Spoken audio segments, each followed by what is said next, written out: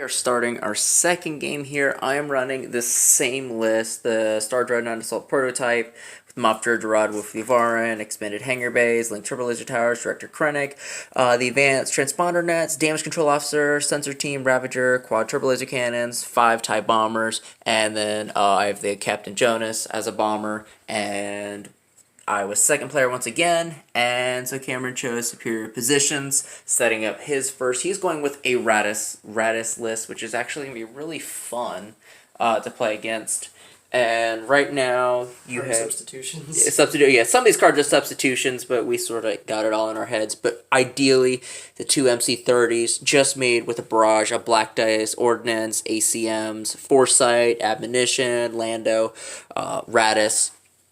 MC75, External Racks, Assault Proton Torps, ECMs, Ordnance Experts, Proximity Mines, and then we have Gale's Honor with the Hammerhead Torpedo. Chamson Dula on there as well. Okay, and he's on there as well. And the Profundity title, I take it he's on there? Yep. As well? Okay. Okay. Trying to be faster, not pick all the Okay, no worries. out. Okay, so yeah, so he also has the Profundity title, and so the Hammerhead is in there as well. And we are just starting round 1, so let's see how it goes. Starting round 2, wrapping up round 1. I kicked up my SSD from speed 1 to speed 2, still cruising along straight. I got my bombers up in front, ready to help absorb the first wave. I don't know how well it's going to do, though. And next, are you dropping in Radis? I'm going to Radis. Alright, so let's see where you're going to put the Radis. So, I'm very curious. Well, that and then Profundity drop of that. Okay, right. So he's going to drop 2 ships. Now, he definitely wants to double arc me. Yeah, well, because like even if I wait another turn, yeah, I can't guarantee who's going to be alive. Exactly, yeah. He was not expecting me to just kick up to speed 2. I really wanted him to force to drop Profundity down early. It might be better to wait, because this guy will get to go, you'll kill that, but then I drop on your side. Could be, yes. I'll go for the wait. Okay, so you're going to wait? Okay. Alright, so we're going to live life on the edge, so let's see how it goes. Starting round 2. I've got to at this point. Alright, so you're dropping Radis, so we are just starting round 3, wrapping up round 2. I was able to take out the Gazanti very quickly. I was able to take we got some shots back and forth with the regular MC, with the MC30 and the SSD. And right now I was just trying to drop Profundity off in the best way possible. That's awesome. I got my squadron sort of in a ring around where he can't drop Profundity off back here, which I did not want Profundity drop back here at all. But we'll see where he drops him and see where it goes. Just wrapped up round 3. He placed the Radis really in a hard spot. I'm still going speed 2. Pretty much he's dealt probably 15 to almost 20 damage to me. Now I've been able to brace and go down, but the MC75 is just throwing out dice like crazy. Also with the Gale's Honor, and what was the officer slot, or what was the Chamson Dula? Yeah, Chamson Dula did a massive thing on me. Reset all of my command tokens, or actually all my command dials. So it's really hurting me because it's been nav, and there's no way I can change it. However, the one saving grace that I have just a little bit is Wolf Levarin, and that's when I spend a token.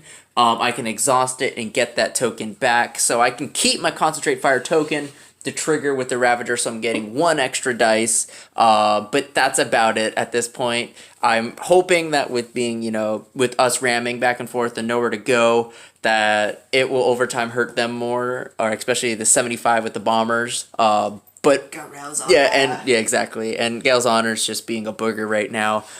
So it's honestly about who can take more, because we're both just taking damage, and I definitely am not looking forward for the MC30 coming in.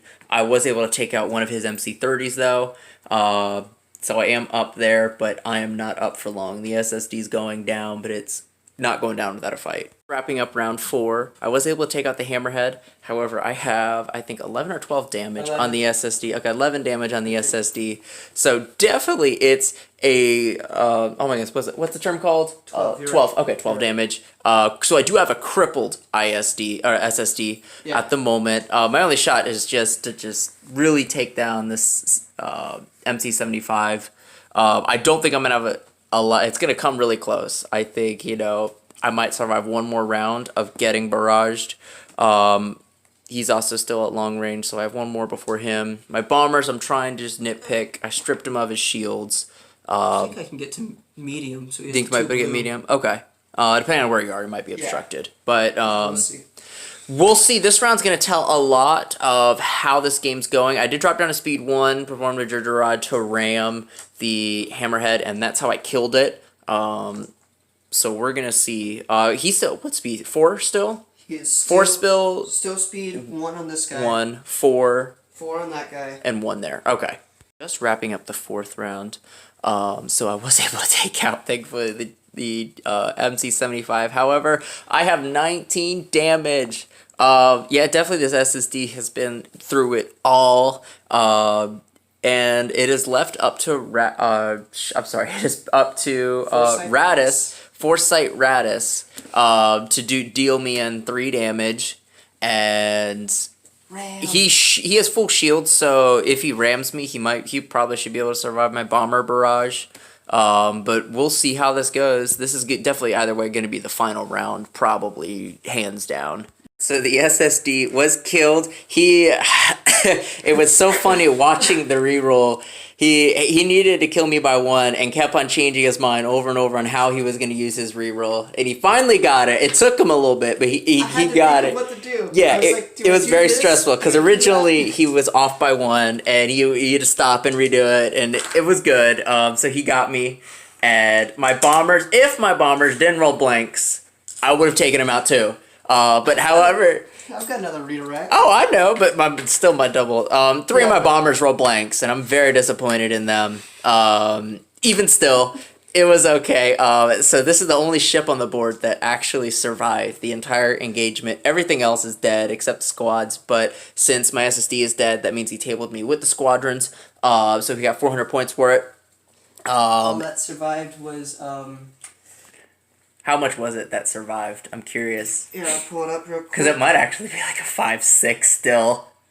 It is, in total, 106 points survived from me. Oh my goodness. Okay, so it's probably, I would say, a low 7-4, maybe a high 5-6. It's still a win, and it's still impressive. Radis survived. When does that happen? Exactly. Yes. So very impressive with the Radis build.